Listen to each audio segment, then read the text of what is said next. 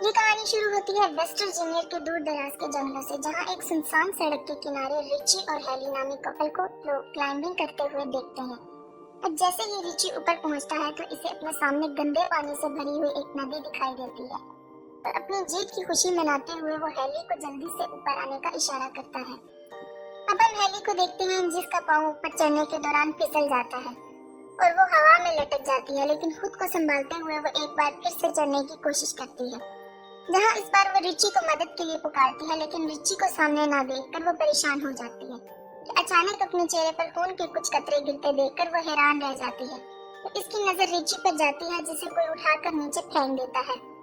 अब इससे पहले वो कुछ समझ पाती, कोई उसे जोरों से ऊपर खींचना शुरू कर देता है, लेकिन वो जल्दी से अपनी रस्सी को काटते हुए खुद को संभालती है, पर वो संभल नहीं पाती और नीचे गिर जाती है, जहाँ उसकी नजर रिची की लाश पर पड़ जाती है, जिसे देखकर वो रो पड़ती है। अब उसी दौरान इसे पहाड़ी से कुछ अजीबोगरीब आवाजें सुनाई देती है, जिसे सुनकर वो अपनी जान बचाने के लिए अपनी गाड़ी की तरफ भागती है, लेकिन तभी अचानक उसका पाँव एक नुकीली तार में फंस जाता है और वो गिर जाती है और वो कातिल इसे खींचकर अपने साथ ले जाता है।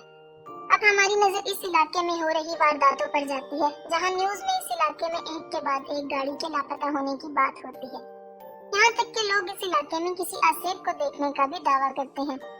अब हम फिर इस इलाके से एक गाड़ी को गुजरता देखते हैं, जहाँ हम कैरिस को देखते हैं, जो अपने इंटरव्यू के लिए किसी दूसरी शहर जा रहा होता है।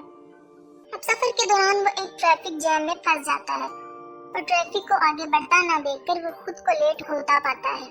अब वो गाड़ी से उतरकर अपने आगे वाले ट्रक के पास जाता है, जहाँ वो उसके ड्राइवर से ट्रैफिक जैम होने की वजह पूछता है।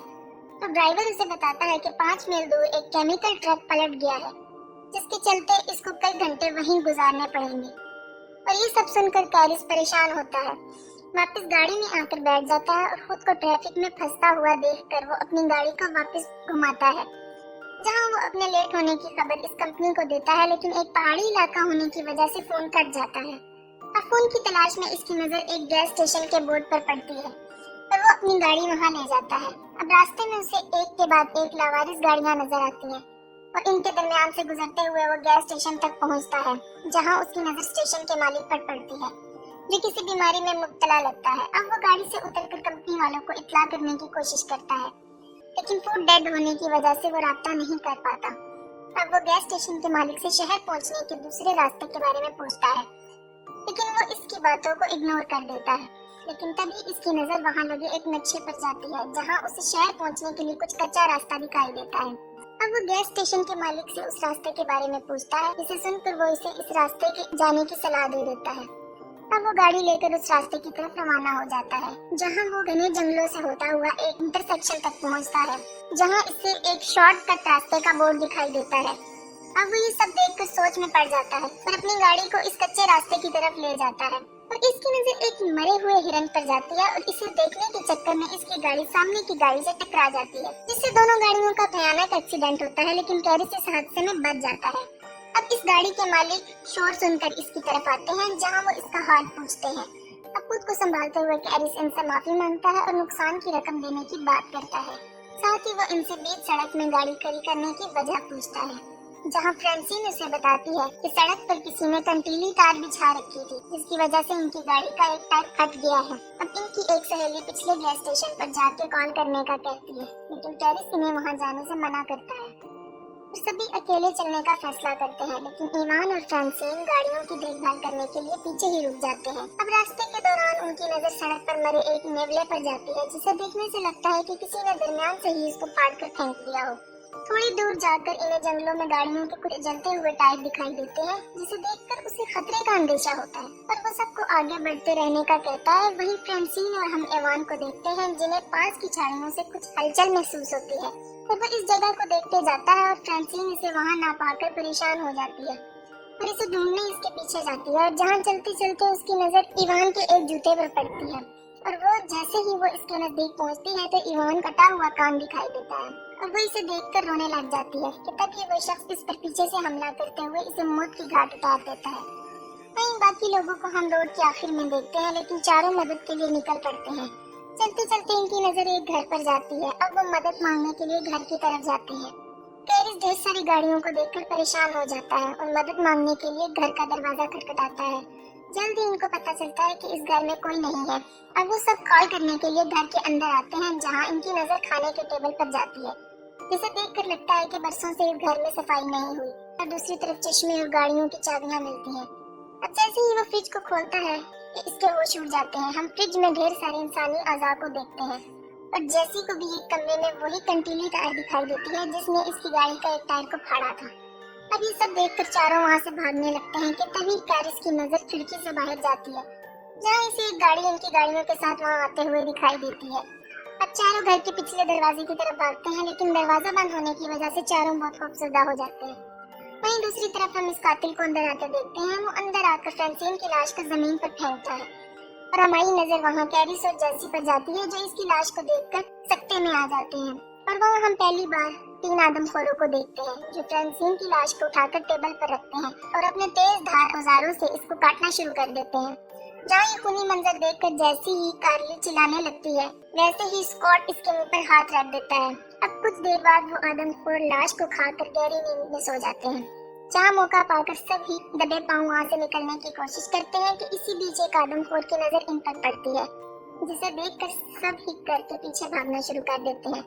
अब ये देखते ही देखते अचानक वो आदमखोर ढूंढते हुए वहाँ आ जाते हैं और कैरिस इनकी गाड़ियाँ चुराने का प्लान करता है और चिल्लाते हुए इसका ध्यान अपनी तरफ करने की कोशिश करता है, लेकिन तभी एक आदमखोर इस पर गोली चलाता है और वो जख्मी होकर गिर जाता है। ये देखकर बाकी 3 हैरान रह जाते हैं। अब स्कॉट को जंगल में भागते हुए देखते हैं और जैसे ही इसकी नजर इस ट्रक की तरफ जाती है और वो इस ट्रक को देखकर इसकी तरफ जाने लगता है कि इसी वक्त एक तीर इसके सीने में आर पार हो जाता है और वो तीनों अपनी जान बचाकर भाग निकलते हैं।